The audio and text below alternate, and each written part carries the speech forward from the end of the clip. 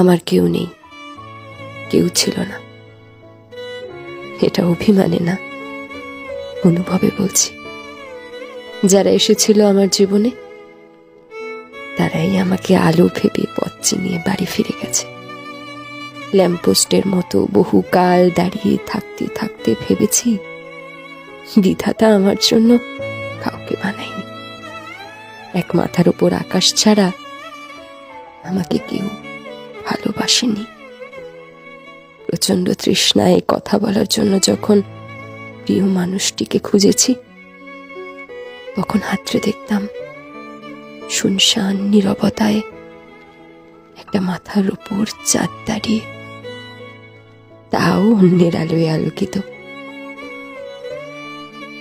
আমার কেউ নেই, কেউ ছিল না। এই অনুভূতিটা